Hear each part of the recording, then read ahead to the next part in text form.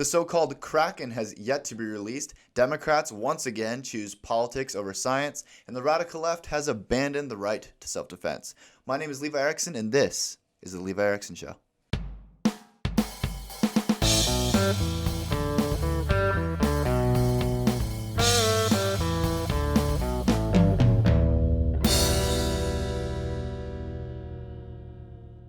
Alrighty, we have a lot of things to get to today. The first thing we got to get to is the election, because that is all that is in the news all the time, and there is a lot of it. So, first of all, there is a huge burden for the Trump team to actually prove that he really won this election. In order to do this, he's going to have to prove that there was voter fraud and voter irregularities. I can't pronounce that word for some reason. That would overturn the elections in places like Arizona, Georgia, and he needs either Michigan, Wisconsin, or Pennsylvania in order to truly prove that he won the election. There have been allegations and even some proofs of voter fraud and voter irregularities all over the country. However, they have yet to prove the amount needed to actually change the results of any of these elections so far. Georgia, for example, discovered missing ballots that have favored Trump, but they only shortened the margin by roughly 5,000 votes. But that is not nearly enough needed for him to change the results in Georgia currently. There's also this argument that's being made by the Trump campaign, Trump team right now, that is basically once they find proof that there's been voter irregularities and there's been voter fraud in an area, that actually should be prevalent all over the state, and therefore they should just disenfranchise all of the votes in that state, which personally I think that's outrageous unless you can prove that it truly is a systematic issue rather than just a isolated incident, right? You can't just say, well, we found a few hundred votes here and there that were kind of looked a little fishy. No, you'd have to show that millions or tens of thousands, hundreds of thousands of votes all across the state were indeed due to systematic voter fraud for them to actually disenfranchise an entire state's results like that, and then presumably you would have another election. So that's been one of the issues. I would write off most of these as conspiratorial. The only thing that actually makes me change that at all is that it's not that Rudy Giuliani's on the team, because I can just write him off as like an always Trumper kind of guy.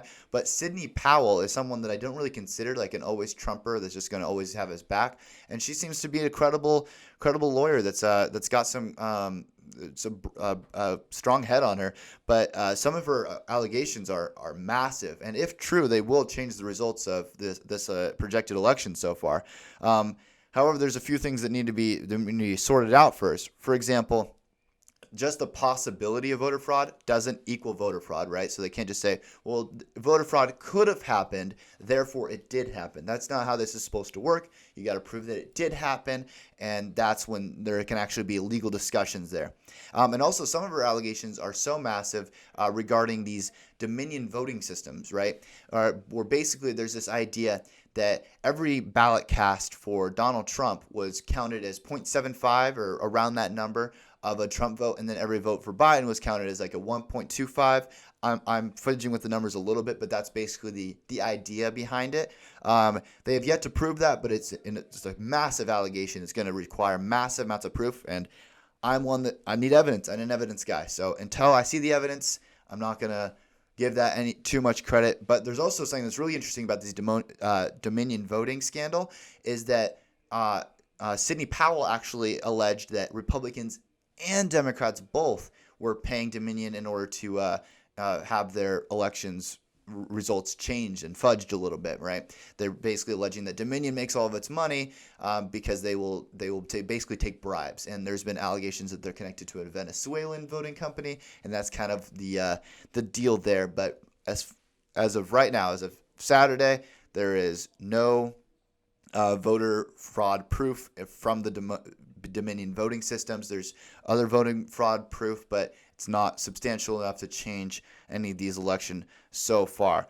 Also, as a general rule, I'm really skeptical of conspiracies and stuff like this, because this is an analogy that's been commonly used recently, especially like Ben Shapiro, where he compares government to Veep and not House of Cards. For those of you who haven't seen it, Veep is basically the office version of government, and that's kind of how I view the government as well. It's just a bunch of doddering fools running around and doing whatever they seem to can. A conspiracy doesn't happen if you have a bunch of idiots working together. It only happens if you have a bunch of like criminal masterminds and like a house of cards sort of deal. But I don't see government as like that at all. So conspiracies are very rarely come out to be true because they kind of have this picture of a room full of these criminal masterminds sitting in a smoky room smoking cigars and plotting their next move, where government is really just a bunch of fools, to be honest with you.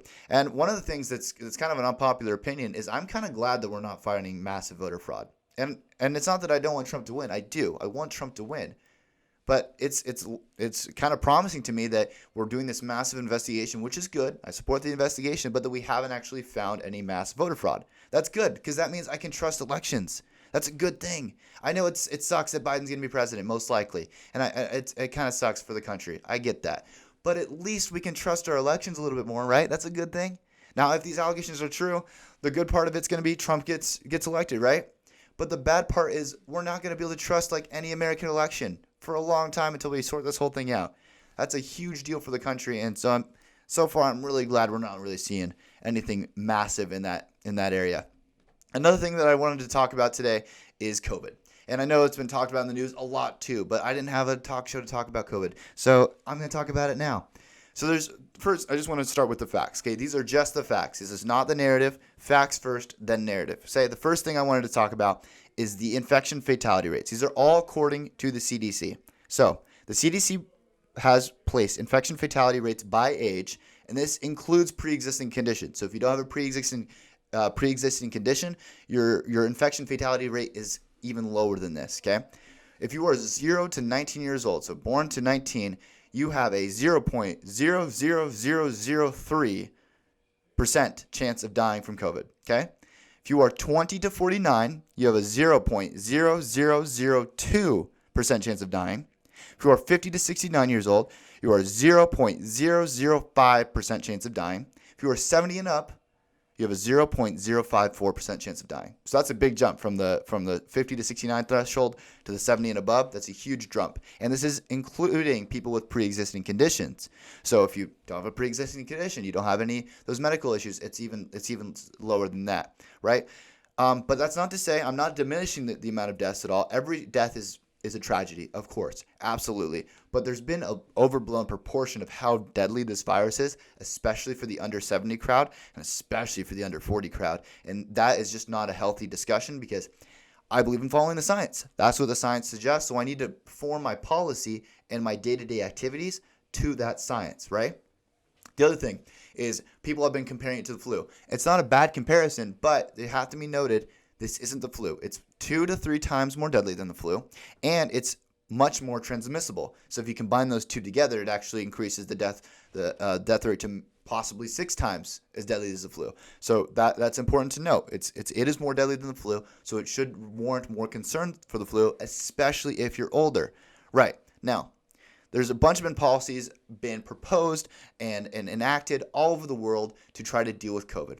And so far, we haven't found a good policy. What I mean by that is none of the policies that we've been able to find have actually able to prevent tons and tons of death. Every place that has had a deep-seated amount of COVID, they are dying from it all across the world, no exceptions.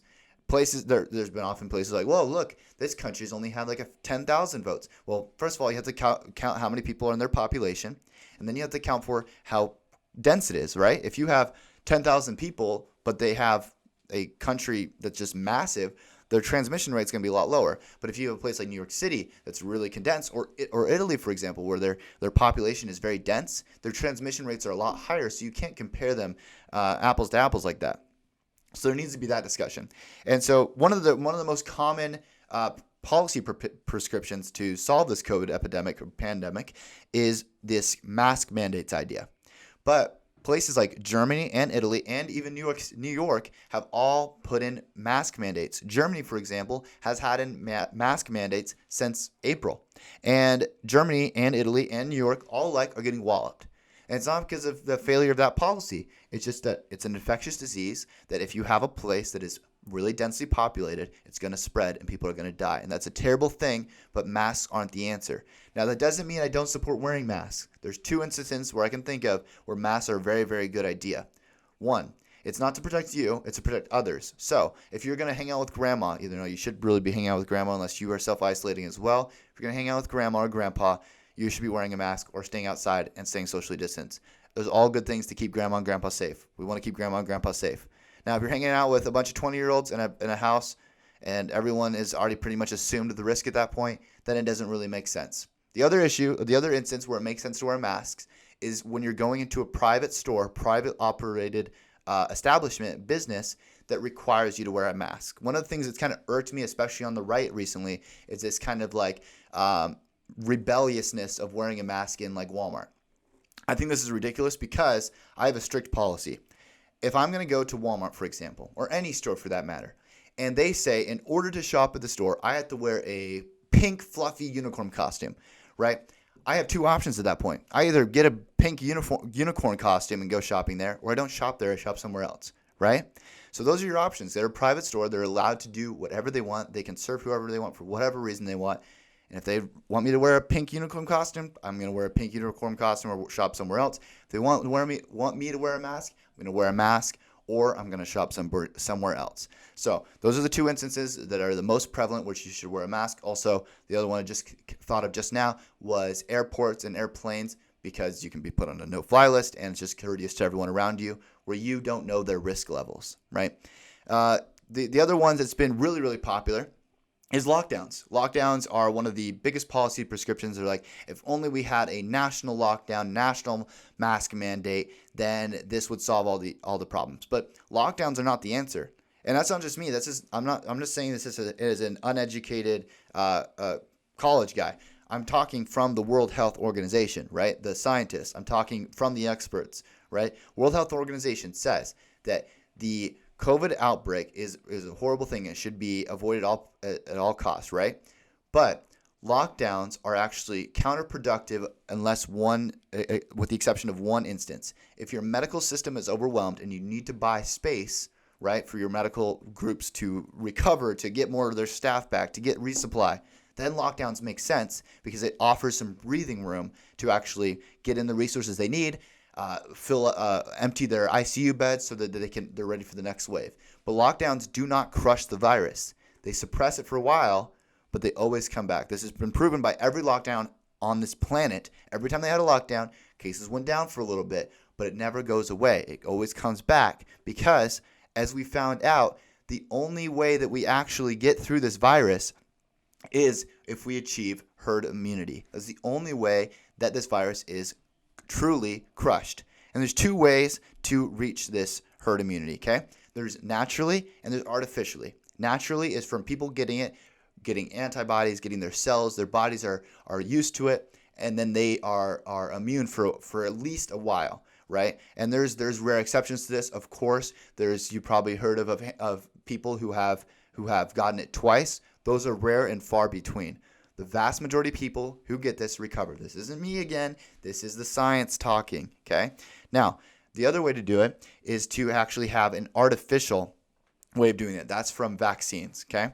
Vaccines are a good way to do this because vaccines basically do the same thing as naturally getting it. They inject you with the means of actually overcoming the virus, right?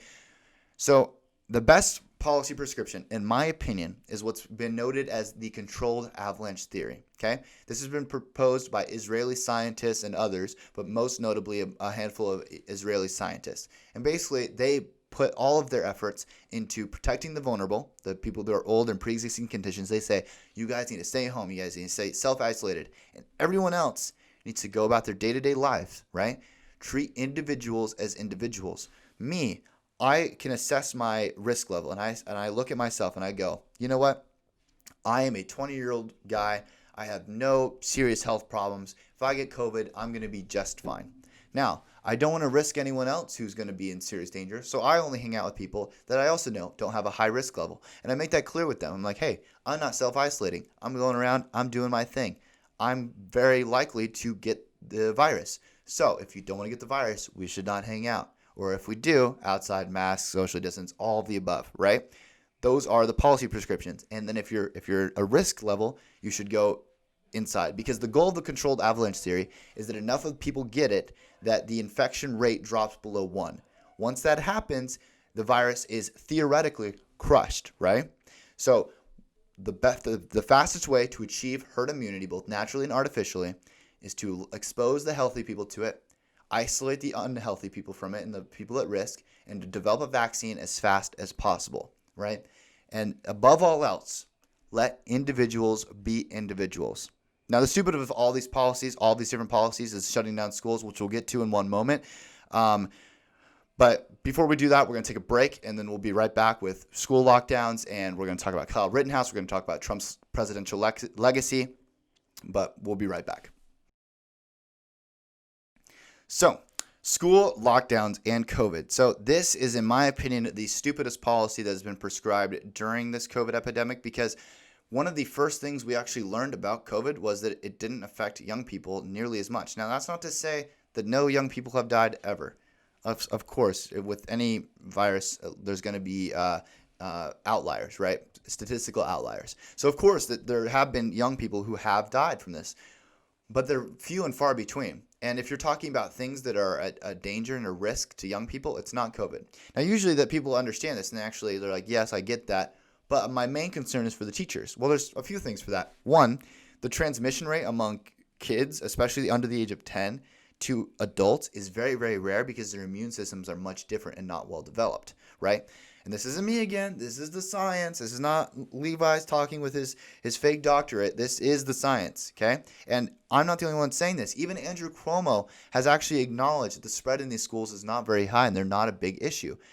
I'll just read you from Andrew Cuomo. Let's quote him, okay? So Andrew Cuomo's in a press conference, and he says this, quote, "We're not seeing spread in the schools. You see a very low positivity in the schools." End quote. Okay. A reporter follows up and she quotes, "Why close schools?" And this is a quote. "Why close schools if schools aren't the problem?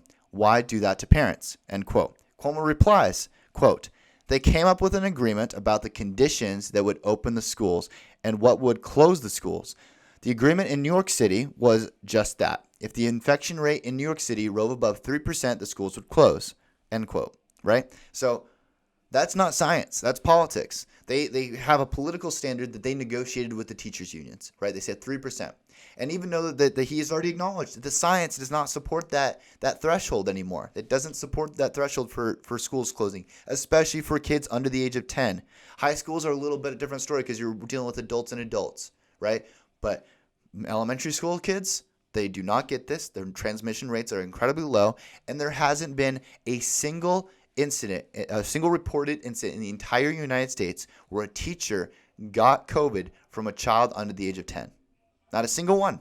Not a single one yet, right? We're waiting to hear, we're waiting to find that out, but it hasn't been reported yet. So what science are you going off at that point? And the answer is there's not science. So once again, Democrats who proclaim that they are the ones that are going for the science. They're all science, science, science, science, science. They personify this God science, but that's not what we're dealing with here. We're dealing with pure politics and teachers unions, which is the true enemy of these kids. And that's really, really sad that we can't actually have any discussion regarding schools opening without it bringing in politics. It can't be science oriented in any way, shape, or form. If it was showing that kids were dying from this thing and that the teachers were dying with this thing, then from transmission with students, that'd be a really big issue. But we're not seeing that. The science isn't showing that. Until the evidence suggests otherwise, it's a stupid policy, right? Okay. In other news, not regarding COVID and the election, finally some other news. We have Iran, which is a really interesting story. So the BBC reported that the Iran's enriched uranium stockpile is 12 times that of the limit set upon it, right? And so that was a really big issue because Iran is a pretty big threat to the United States, right? They've constantly threatened us and they constantly threatened our Western culture, things like that. So Trump got a lot of heat, but he was asking for possibilities to how he's going to respond. And his main objective was looking at it militarily, right? And his advisors came and they sat down, they had a conversation. They actually talked him out of this idea of responding with military force. And so now they've moved that off the table. and they're actually looking for other options. But the media went nuts over this. They were freaking out about Trump and talking about military action, which I think is absurd. Like, okay, you could make the argument that maybe military action isn't the best way to go about it. Fine. But for Trump just to ask if that was a good idea, ask his advisors, isn't that what this president's supposed to do? The president's not supposed to be an expert in military foreign relations. No, the president's supposed to be an expert in discerning information from experts and making a policy prescription, right? He asked advisors a question. They gave him advice, and he changed his idea based on the advice he given. I don't know what any other rational person is supposed to do. And me personally, I'm actually okay with the military response to that, right? I'm actually more of an interventionist where I believe that the American superpower should actually impose its will upon threatening countries and uplift our allies. I think that's the best policy, personally. But put that aside, I don't think you can even if you disagree with interventionist policy, I don't think you can say Trump did anything wrong when all he did was ask a question. It seems a little bit absurd, but I mean, what else are you going to expect from your so-called traditional media? So one of the things that actually has shot up from the COVID epidemic or pandemic is a lot of these economic issues, right? We're getting really poor, with a lot of people in poverty, a lot of big issues going on, and I'm not downplaying any of that. But because of that, the left has kind of pounced on the issue and decided, you know what, we're going to take advantage of this economic pandemic and this tragedy and actually use it to our advantage to push our political agenda, right? They're not offering prescriptions for the pandemic. They're just pushing their policy and disguising it as prescriptions to the pandemic, right? As Rahm Emanuel says, let's let no crisis go to waste, right? And we're in a crisis. We got to use it to our benefit, says the left, right? We're going to use it to push our policy prescriptions that are so unpopular during normal times that maybe we can push them in during a economic crisis. So one of the policy prescriptions they've been pushing recently is free college, which they've been pushing for decades. But that one of the things that they've been pushing really strongly now is free college because of how much debt has been incurred by the American student. And this is something that's really outrageous to me for many, many reasons. One of the first is the debt problem came greatly from the government, meaning when the federal government imposed FAFSA, right? FAFSA allowed people to take out loans for college, no questions asked. You want to go to school to study dance theory and you'll never have a job in your entire life? Go ahead. You want to take out a $100,000 loan for that? We got you. That's the federal government for you, okay? And the federal government has a wonderful, wonderful policy where instead of actually revoking a policy that actually creates a bunch of problems, what they do is they enact what are called quote-unquote Band-Aid policies, which basically instead of taking away the policy or adjusting that policy that's broken, they just add another policy on top of it, right? So in this instance, FAFSA has created this massive amount of debt for students that they cannot pay back because they went and studied degrees for massive amounts of money that do not pay well, right? And colleges are in on the scheme. They're like, heck yeah, you want to come here for $40,000? You're going to have to take out a loan for that. And they're like, oh, no worries. I got the federal government coming in with $40,000. And then the college goes, oh, you got the federal government in on that? Well, actually, it's going to cost $100,000. And they go, don't worry, we got the federal government on that. And the colleges know they're not going to make money off of these degrees. It's not like they're studying STEM fields. They're studying dance theory and environmental. It's not even environmental science. It's like environmental theory. And these degrees are not paying well. They're taking outlandish loans that are just hurting students. And colleges and the federal government are really in on this scheme. And the left has this like strategy that they like to use, where they just basically declare everything a right. Like that's a right, that's a right, that's a right, that's a right. Everything's a right. And once you name something a right, then they can enact it as federal policy. And I have a really restrictive view on rights. You have very few rights. You have the right to you have the right to life, you have the right to liberty, and you have the right to pursue happiness and property. Those are your rights, and those are amazing rights, and the federal government should do everything in its power to protect those rights. But you also have things that are quote-unquote rights, but they're not truly rights that the federal government gets involved in. For example, I think you have the right to go and get food. You know, I want you to have food to eat. I want you to go and be able to get an education. I want you to go and do these things. However, the federal government's job is not to pay for those things to be given to you. The federal government's job is to stop anyone else from stopping you from going and getting that stuff for yourself. That's the beauty of the American system. The government is a giant gun and a giant money bag, right? That's all the federal government is. And all its ability to do is to point its gun either at you or in between you and harm. And I don't want it pointing at me. I want him pointing in between me and someone else invading all my rights, right? And not my right to go get college. I don't want the government involved in that. And this is coming to someone who's tens of thousands of dollars in debt for college. Don't go to college unless you were going to study a STEM major, which would make more sense. If you were actually going to forgive student loans for STEM majors, that would make more sense. Let's say you enacted a policy that said something like this. You go and you get a certified STEM major in science, technology, engineering, mathematics, something of that nature, and you graduate with 4.0. You're an excellent student and you're going to be an excellent productive member of society. If you pledge to like work in America and work within that field, I think there's a better argument to be made that the federal government could get involved in that, or maybe even I think a better argument would be state governments. Like let's say for my hometown in Alaska, say Alaska says, hey, if you graduate in a STEM major, right, and you do really really well, and you come up here and you work for a few years, we'll forgive your student loans. But I mean that's already what businesses do, right? If you come and you can get your debt forgiven from massive companies all the time. This is not an uncommon thing, but of course, they just want to bypass all that and go straight to the federal government because there's no localism anymore. And the last issue I have with this, and there's many others, but the last one I'm going to note is that I don't typically support policies that don't apply equally to everyone. What I mean by that is this policy is only prescribed to people who want to go to college. It doesn't talk about people who just graduate high school and get a job. It doesn't talk about people that go to high school and then get a trade school and then get a job. They don't talk about any of those people. Or people that have already gone to college and they already paid off all their debts. They don't care about those people. They only care about the people who went to college, got a degree that they can't pay back, a massive loan that they can't pay back because the degree they got doesn't actually produce any income. And that's one of the biggest issues. Now, it appears that Trump is going to lose this election, right? It's pretty clear unless this so-called Kraken is truly released by Sidney Powell and his team. I am very skeptical for one, but I think one of the things that I wanted to do is actually go over a lot of the things that Trump did well and things that he did bad, and they're not the same as like the media would like you to believe. One of the biggest things that Trump did is he got out of the way of the economy. I'm not one that gives credit to the president for how the economy does unless they actively imposed upon it. For example, Barack Obama put many regulations into place that actually really hurt the economy, right? Trump took regulations away and lowered taxes, getting out of the way of the economy. Trump didn't go there and push the economy to success. The economy does that on its own because it's a fantastic free market economy that does amazing when left alone. But Trump does deserve credit for getting out of the way. That's his credit. That's when credit is due.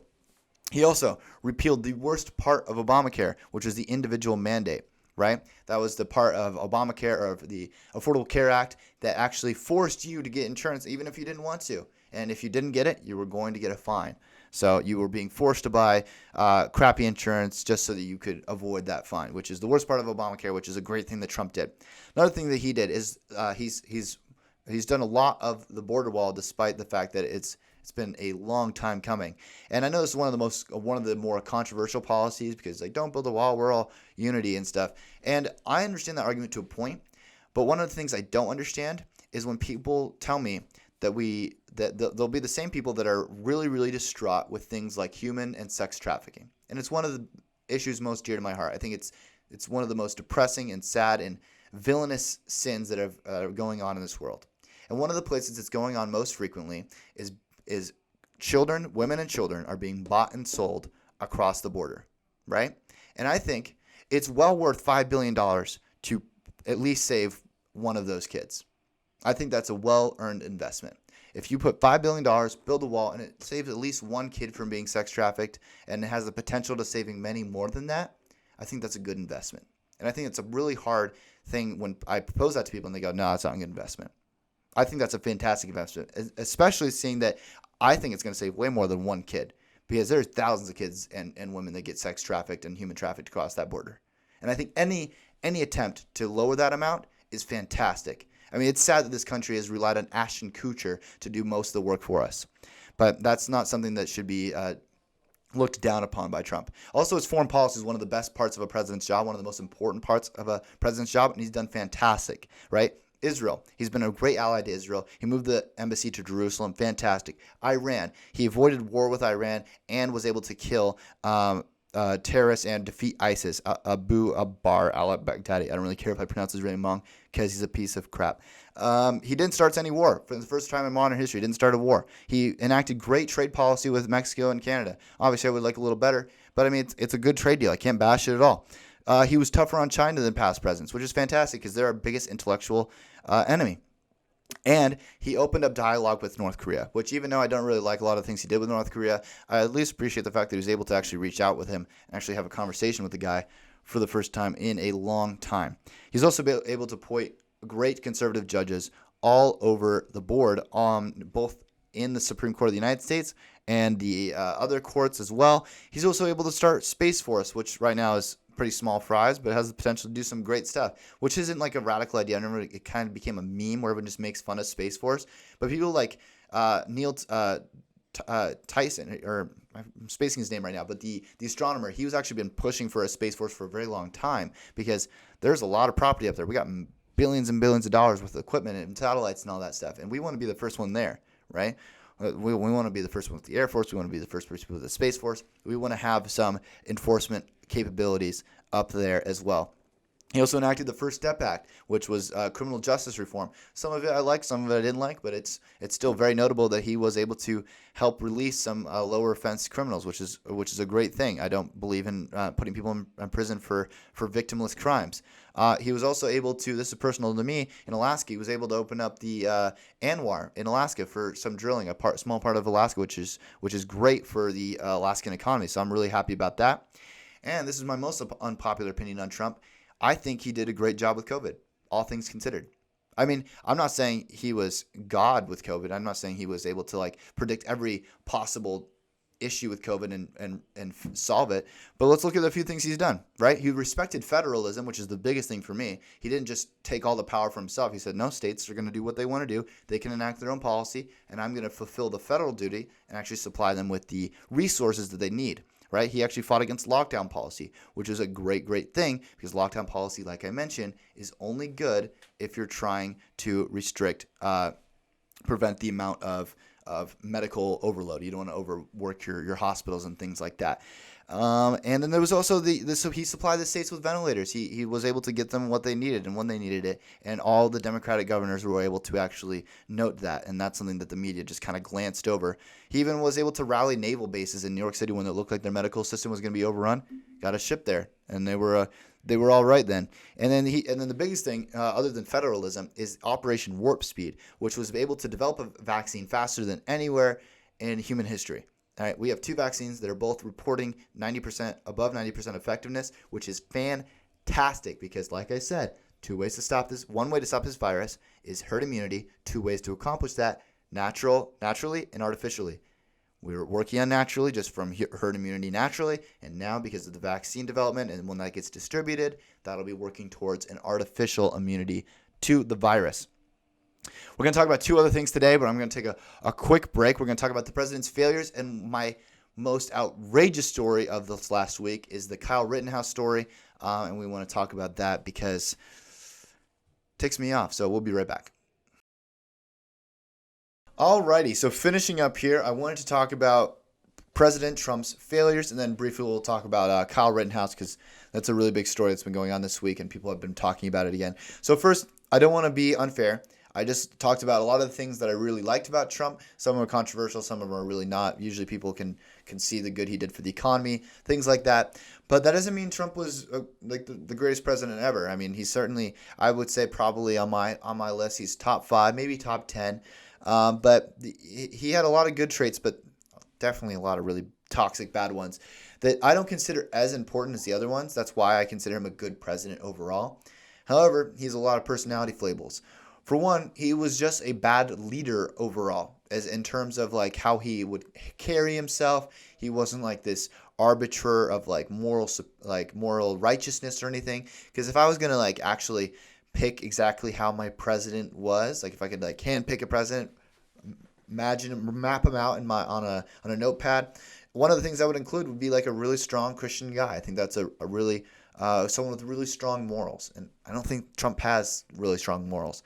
So that's a con for him for sure. He also just says stupid crap all the time, and he doesn't really think things through. He's not some like philosopher. He's definitely not Ronald Reagan in any of his politics. He's very wishy-washy. He's a populist. He just kind of goes with the flow.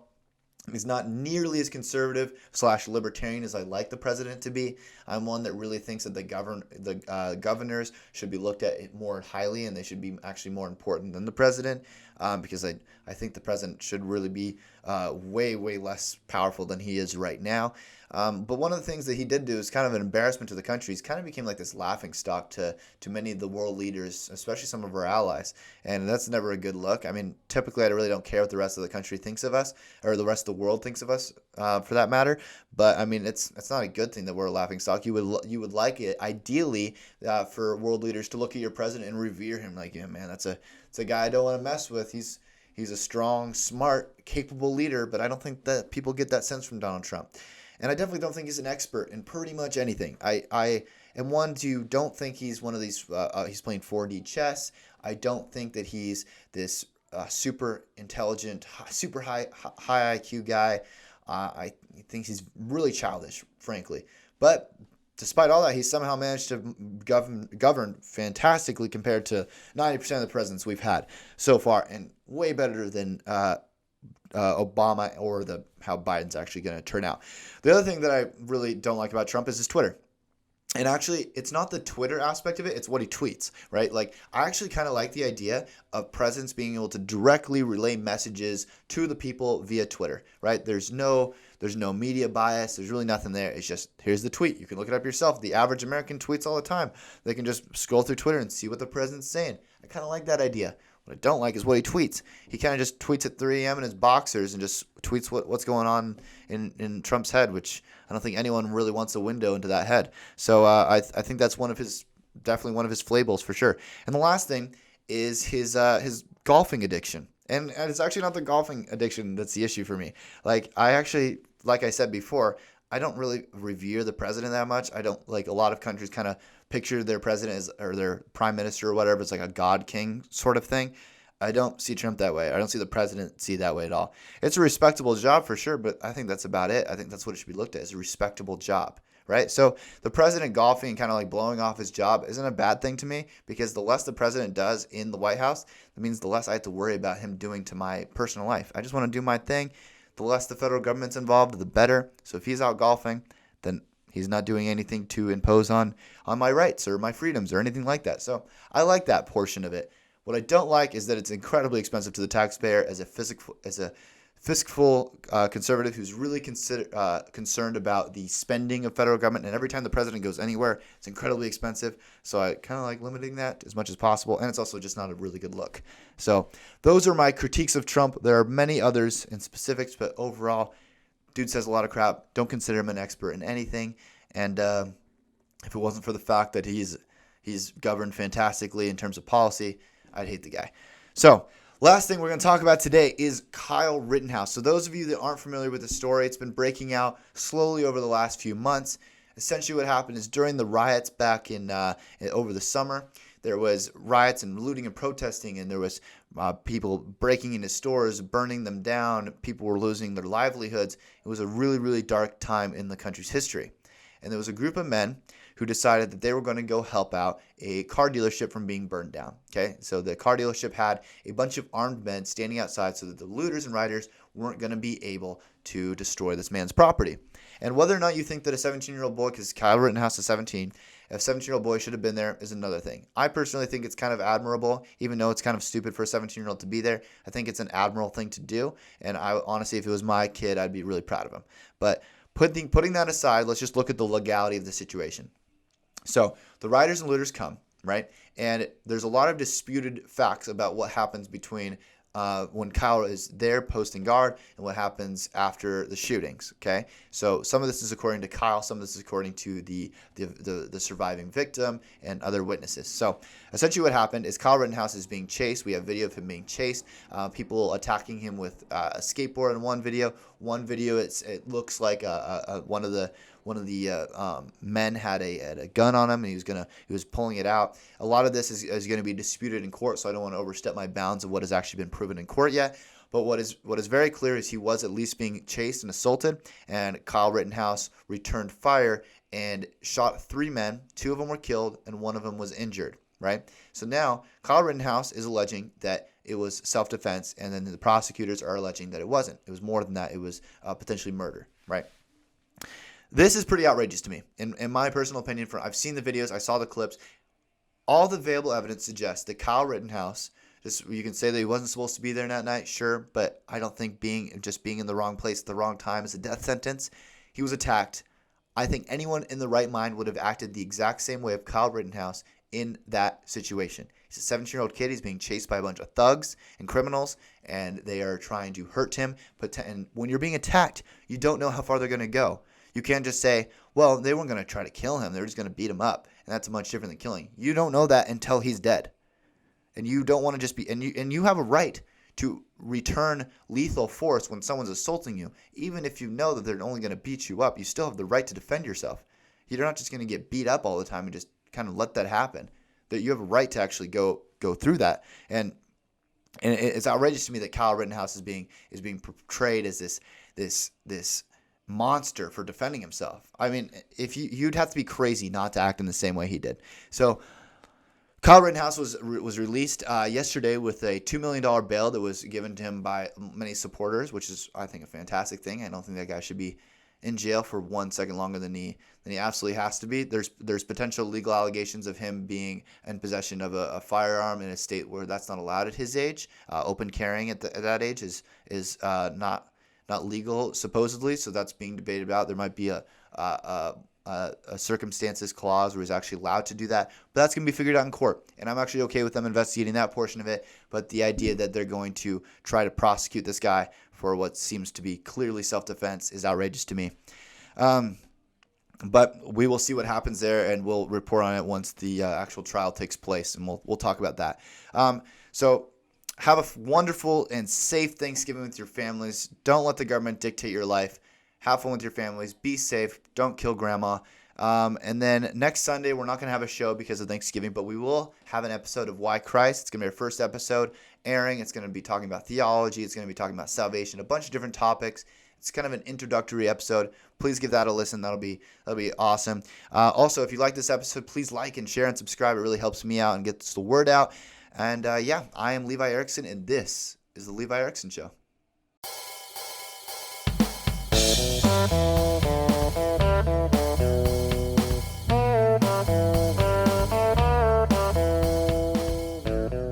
If you like the show, please like, subscribe, and share with your friends.